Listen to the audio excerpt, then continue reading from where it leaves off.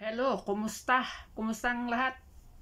Sana nasa mabuting kalagayan ang lahat. Kumusta na kayo dyan sa Pilipinas? Okay pa ba kayo? So, ang gulo-gulo na ng ating bansang Pilipinas. So, today ay pag-usapan natin itong Senate hearing. Kung nakita ninyo yun, o napanood ninyo yun, nagkabulol-bulol, nagkabuhol-buhol. Yung mga ating mga government officials na nandun. Diba? So, dumalaw ang ating Vice Presidente sa Senate hearing, no? At doon pinagsalita siya, no, ni Amy Marcos. Pero ang reaksyon ko dito sa hearing na ito, hindi ko lang alam kung mayroon patutunguhan ito. At sabi nga ni Senador Bongo, late, no, masyado nang late. Kasi nga, wala na ang ating dating Pangulo, nandoon na sa dahig. So, ano, para saan itong hearing na ito? So, ang hearing na ito, malaki din ang may at dito. Meron din itong maitulong sa kaso. Sa kaso ni Tatay Digong na i-hearing yan ngayong September. No, malaki itong makakuha sila ng dito, yung mga abogado, no? Lalong-lalo na sa itong mga pinagsasabi ng mga itong DOJ, yung mga nandyan sa Senado kanina. Nandyan si Marbil, yung spokesperson na binanatan din ni pinagsabihan ni Bongo na kasi sinungaling yan eh, no? Nag-aano sila sa fake news, pero sila mga fake news din. Diba? So, panoorin natin guys yung pagsasalita ng ating Vice Presidente doon sa Senado kanina, no? Para maintindihan natin kung ano ba talaga ang nangyari. At ano pa ang pwedeng mangyari sa mga darating na araw. So, panoorin natin at reaksyonan natin pagkatapos ng video na ito. And then given the difference in time, I'd appreciate inviting her. We'd like to recognize the Vice President, Sara Duterte, please, online. Given the difference in time, Senator Amy. Yes, maraming salamat. At kung pwedeng ipaliwanag lamang ng ating Vice Presidente kung bakit sinasabi ninyo na kidnapping or extraordinary rendition ang sinasabi. At gusto rin natin malaman yung tungkol sa warrant. Kayo na lang ang mag-umpisa. Salamat. Opo, Senator Amy, may I be allowed to read a statement? Yes, please. Please do so. Okay, thank you. Opo. Mga kababayan, on March 11, 2025, former President Rodrigo Roa Duterte was forcibly taken by the Philippine National Police upon his arrival at the Ninoy Aquino International Airport. He was brought to Villamar Air Base, a military air base, detained for nearly 12 hours, and then flown out of the country on a private jet to The Hague. All allegedly because of a warrant issued by the International Criminal Court. This was patently an illegal arrest. This constitutes extraordinary rendition. A Filipino citizen, a former president, was taken into custody without a valid warrant issued by a Philippine court, without due process, and without any legal basis under our laws. The Constitution is clear. Section 2, Article 3 of our Constitution explicitly states, the right of the people to be secure in their persons, houses, papers, and effects against unreasonable searches and seizures of whatever nature or for any purpose shall be inviolable, and no search warrant or warrant of arrest shall issue except upon probable cause to be determined personally by the judge after examination under oath or affirmation of the complainant and the witnesses he may produce, and particularly describing the place to be searched and the persons or things to be seized. This means that for an arrest to be lawful, it must be carried out pursuant to a warrant issued by a Filipino judge of a Philippine court. Nasaan po ang warrant of arrest na inisyu ng hukuman ng Pilipinas? Wala.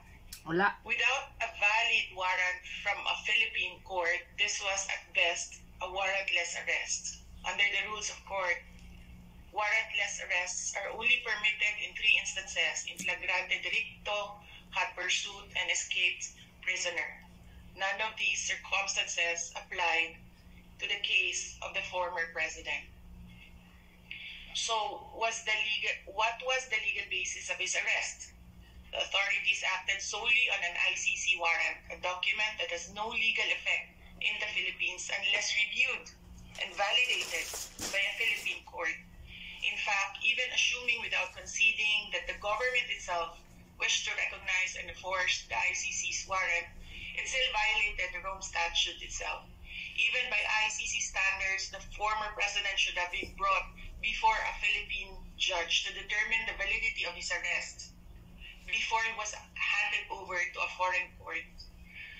Under Article 59 of the Rome Statute, a state party which has received a request for arrest and surrender shall immediately take steps to arrest the person in question in accordance with its laws and the provisions of Part 9, and shall bring that person before the competent judicial authority in that state. Yan ang sinasabi ko paulit-ulit nung nasa labas ako ng gate ng Villamor Air Base. And why was this not done? If they claim to abide by international law and standards, then why did they conveniently choose to ignore this provision? The fact remains that we are no longer a state party to the Rome Statute. We are no longer a member of the ICC. In fact, in a letter dated December 15, 2023, the President himself wrote to me,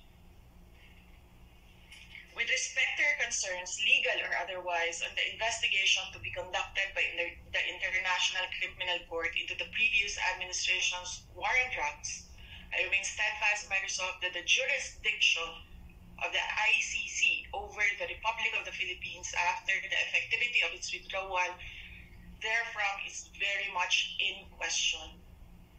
To this end, this government will not assist the ICC in any way, shape, or form. So if the government itself has declared non-cooperation with the ICC, why did the PNP violate this very policy and enforce a foreign warrant? Even granting for the sake of argument that we have some duty to cooperate with either the ICC or Interpol, does that duty override the fundamental rights of every Filipino enshrined in our Constitution? What happened on March 11, 2025 is not just about one man. It is about all of us. It is about the country. If a former president can be taken without due process, what stops them from doing the same to any other Filipino? Therefore, we must dare to ask more questions. Under whose authority did the PNP act? Why did they enforce a foreign warrant without the Philippine court order? Why didn't they at least bring PRRD before a judge as required by the Rome Statute itself? Even more disturbing is the silence of the armed forces of the Philippines. Why did the AFP stand idly by while a former commander-in-chief was taken from a military base under questionable circumstances? How could they allow a foreign tribunal to override on our constitutional guarantees? We have now lost a former president. I pray that we do not lose the country next. Your Honor, Senators Cayetano and Marcos and other senators present, alam naman natin lahat at alam nila na mali ang ginawa nila. Ginawa nila yon just to demolish political opponents. This is all about politics. The administration is using government resources, the ICC, to demolish the opposition. Wala na tayong argument. Mali ang ginawa. Ang tanong ngayon, ano ang gagawin natin para ibalik ang dating Pangulo sa Pilipinas? Kasi nag-iisa ako ngayon dito na gumagawa ng paraan para maibalik ang ating dating Pangulo sa ating bayan. Thank you. Maraming salamat sa ating Vice Presidente at hindi kayo nag-iisa. Lahat tayo ay naghahanap ng solusyon sa napakakomplikadong pangyayari. Ano sa palagay mo yung nakita ninyong ICC warrant? Kailan ba ipinakita? May sinabi si Counsel o Attorney Medialdea. So yun guys. Hindi na natin tapusin yun kasi nakairita yung mga ano dyan. Yung mga yung mga sinungaling dyan. No, yung umaten dyan, mga sinungaling man yan. No? Hindi na sila nagkaintindihan, no? Ang abogado kasi ng pamahalaan ay si Minardo Guevara. Ito si Guevara, ayaw niya magiging abogado ng pamahalaan dahil nga wala nang jurisdiction ang ICC sa Pilipinas. Kumbaga, hindi tayo membro. Hindi na membro ang Pilipinas sa ICC. No? At ilang beses sinabi ni Marcos na hindi siya makipag-cooperate sa ICC. Pero anong nangyayari ngayon? Diba? Ang nangyayari ngayon ay sinabi hindi daw sila sa ICC nakipag-cooperate kung hindi sa Interpol. Eh di ba mga bangag? Bakit? Yung Interpol. Ano ba yung Interpol na yan? Ano din yan ng ICC? Yung ICC at Interpol, magkano lang yan sila? Ha? Magka-connection pa rin yan sila. Yung Interpol at saka yung ICC. Walang red notice. Kung naalala ninyo si Tibis. Si Tibis, pina-red notice yan ng Pilipinas. Kasi gusto ng Pilipinas maiuwi si Tibis sa Pilipinas para harapin ni Tibis yung mga kaso niya sa Pilipinas. 'Di ba? Kasi nga 'di ba kinasuhan yan si Tibis kasi nga maraming kung ano-anong mga sa politika pa rin 'yon. Oh, 'di ba pinarid notice nila yan sa Interpol si Tibis. 'Di ba? O asan na ba si Tibis ngayon? Ilang taon na si Tibis nasa Timor-Leste. Makuha ba ng Pilipinas? Mapilit ba ng Pilipinas ang Timor-Leste na papauwiin sa Pinas si Tibis? Hindi. Dahil nga nag-apply siya doon ng asylum. Katulad ni Harry Roque. Pag mag-apply ka na para ng asylum, hindi ka na magalaw. Hindi ka na pwede galawin ng bansa kung saan ka nang galing. Oh. Diba? Ganon yun. Diba sinabi nila nung last 2024. Malapit nang makauwi si Tibis. Pero hanggang ngayon wala. Di nakauwi, diba? O ngayon, anong ginawa nila kay Digong? Pinadala sa dahig na wala na ma-red notice.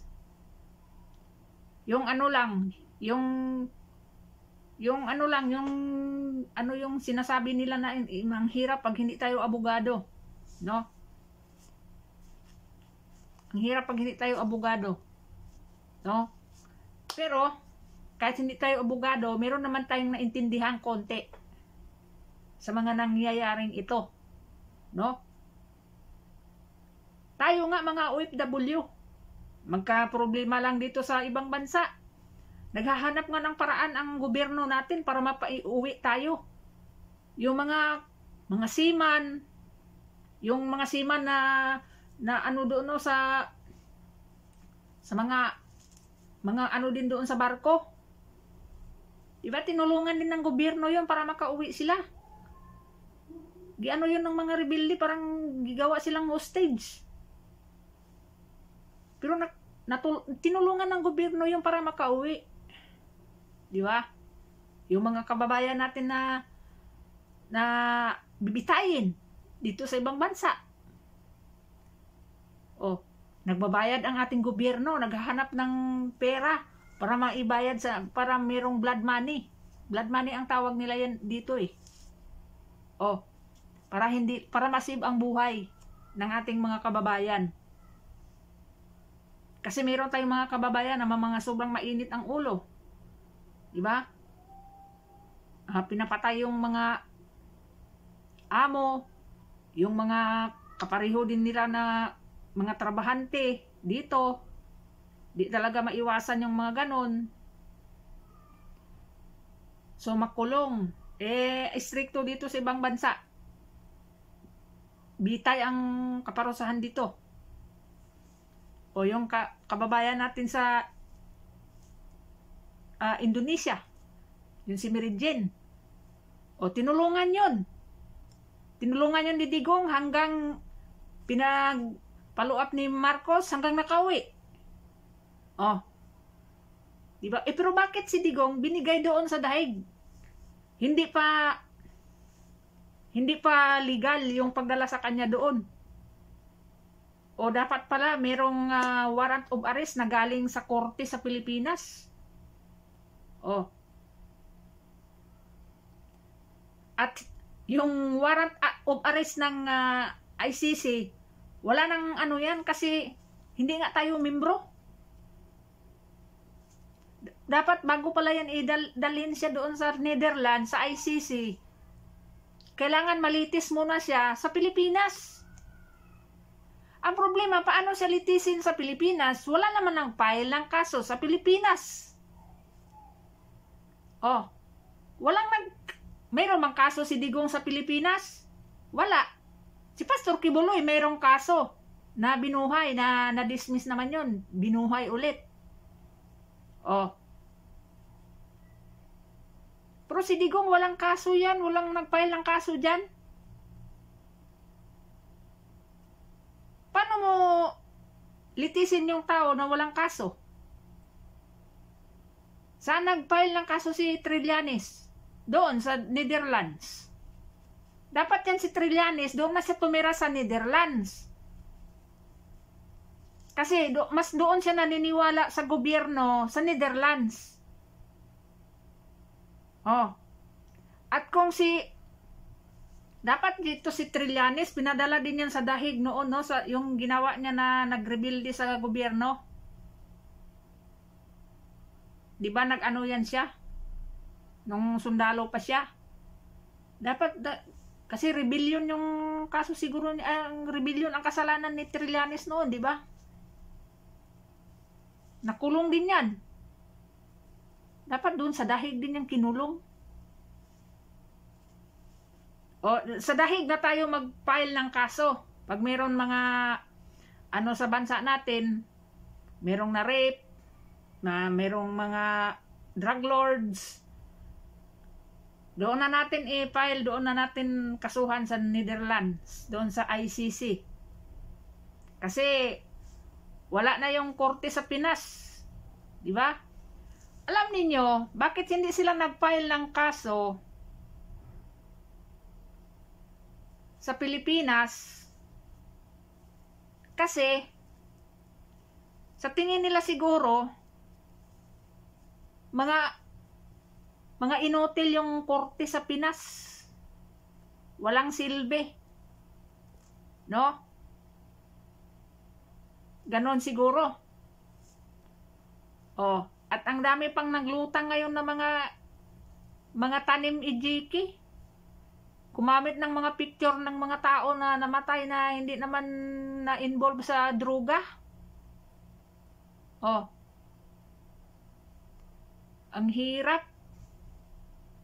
Kaya kayo, kung meron kayong pamilya na na-rape, napatay dahil sa mga adik, huwag na kayong mag-file ng kaso sa Pinas. Doon na kayo mag-file ng kaso sa The Hague.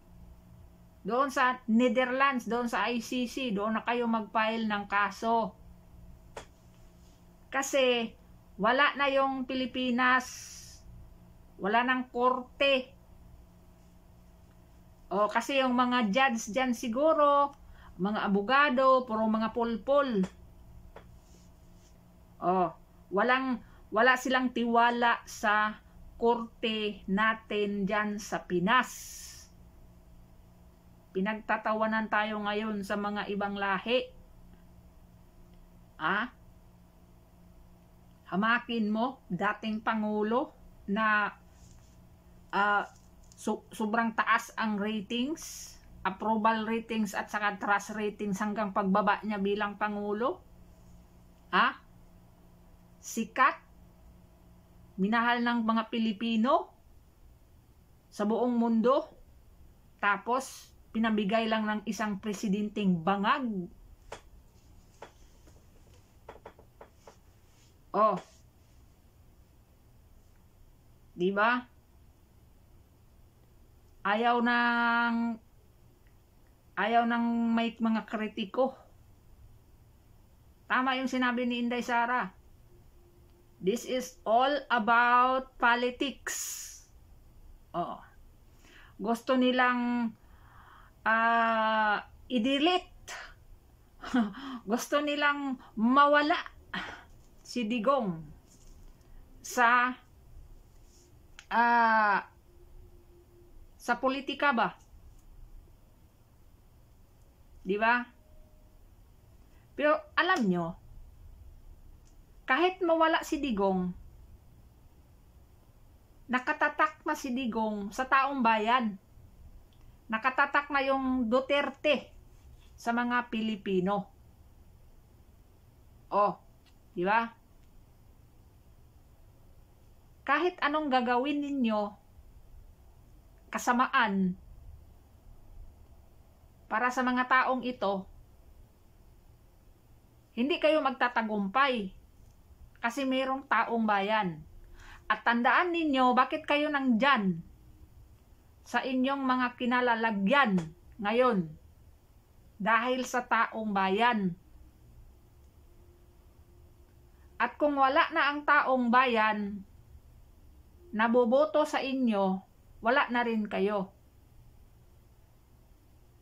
Alam mo, sobrang mali talaga yung ginawa ni Bongbong Marcos.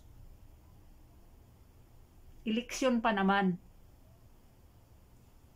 Sobrang kumpiyansa siya at sobrang confident na malakas sila. Mr. President, baka inakala mo na malakas ka dahil noong 2022 election ay naglandslide kayo. Piling mo na malakas ka, nagkakamali ka sa puntong yan. Dahil naglandslide lang ikaw, tumaas lang ang iyong boto dahil nakaangkas ka kay Inday Sara. Alam naman natin sobrang lakas ni Duterte. Diba? So, ngayon, sa ginawa mo, parating pa naman ang eleksyon, wala. Wala. Sa tingin ko, walang makapasok dyan eh. Kaya si Amy ngayon, nagsikap siya ng kanyang sarili na makakuha ng boto galing dito sa mga Duterte supporters. Kaya gumawa siya ngayon ng eksena. Sabi nga ni Panelo, lukuhin mo, lelang mo. Di ba? Pero sa bagay, mayroon din maitulong itong hearing ng itong Senate hearing na ito, mayroon itong maitulong. Kasi himay-himayin yan ng mga magagaling na abogado. Yung mga pinagsasabi ng mga tao dyan sa Senado, kukunin man yan. Siyempre, pinanood yan ng mga abogado eh. O, yung mga abogado doon sa Netherlands. Tingnan man yan. Pati nga yung mga video nung pag-aristo kay Digong, kukunin nila yon. Meron nang nag-compile ng mga video na yon at ibigay doon sa mga abogado para ebidensya sa kasong kidnapping. Oh. Di ba? So, nako, maraming masisira ang bakit dito. Yan ang kakaabang-abang. Oh, di ba? Pero merong interview sa GMA na nakita ko. In-interview yung abogado. Ang sabi niya doon, ginaano ni Vice Presidente na after ng eleksyon, maiuwi na si Digong sa Pinas. At confident talaga yung abogado na maiuwi si Digong sa Pinas. Oh. At mayroon pa akong nakita. Ito yung ko na video. Sunod ko na video. Hindi naman ako masyadong naniniwala sa mga pagbabasa ng cards. Pero lahat ng pinanood ko na nagbabasa ng cards, yung tarot cards, no? Merong mga ano talaga ba? Pare-pareho yung yung kanilang sa buhay ba? Ang magiging future, kumbaga, ni Digong. No? Ang matindi talaga yung isa. Matindi yung pagbabasa niya doon. No? Matotoo, magkatotoo man yan o hindi. Basta, yun na yun. No? So, hanggang dito na lang muna guys, ang update natin. So, yun ang update natin. No? Sa mga nangyayari ngayon sa Pilipinas at sa ating dating Pangulo. At iboto ang lahat ng kandidato ng PDP. 10 yan sila. Para ma-save natin ang ating Vice Presidente. Para meron tayong kandidato sa 2028. Yun lang. Sabi nga ni Tatay Digong, iboto ninyo lahat ng PDP para sa aking anak. Yun ang kanyang sabi. Yung iba dyan na nag-aalanganin kay Pastor Kibuloy, mga kababayan, hindi si Pastor Kibuloy ang problema sa Pilipinas. Kung ang iniisip ninyo ay hindi namin yan iboto kasi nakulong. Yung kaso ni Pastor Kibuloy, wala na yan, na-dismiss na yan. Binuhay ulit. Dahil sa politika. Pinag-initan din ng gobyerno si Pastor Kibuloy. At yung kaso niya sa Amerika, madidismiss din yun.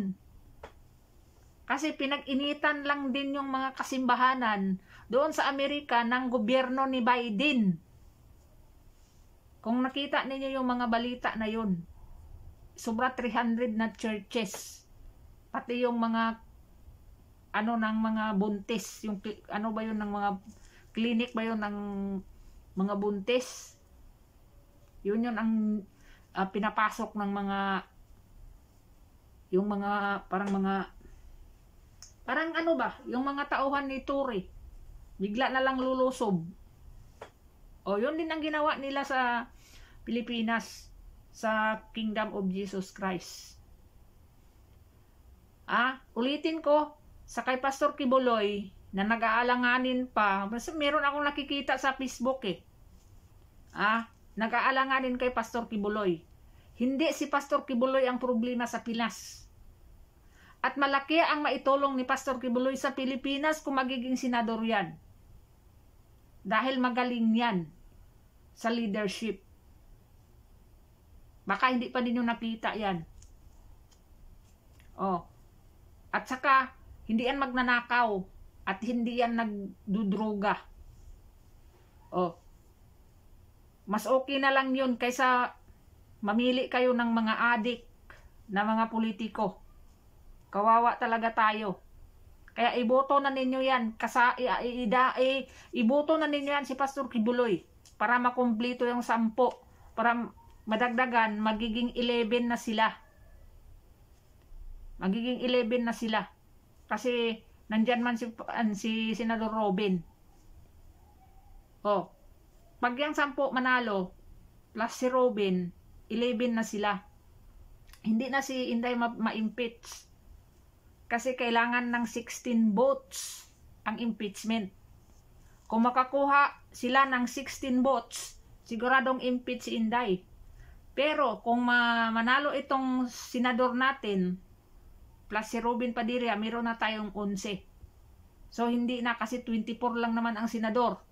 Kahit yung 13 ay mag-approve sa impeachment, wala na, kulang na sila ng 3. Kaya kailangan talaga natin na ipanalo lahat ng nasa PDP. Huwag na ninyong isipin yan si Pastor Kibuloy. Kasi si Pastor Kibuloy, magaling na leader yan. Magaling. Tingnan ninyo na lang ang kanyang kongregasyon. Kung paano niya paano niya pinaganda, ug sa Bisaya niya kung diunsan niya na pagpalambo. So hanggang dito na lang muna at maraming salamat at huwag niyong kalimutan i-subscribe yung ating YouTube channel Ili TV at pindutin ang notification bell para updated kayo sa ating mga upload na mga bagong video. Maraming salamat.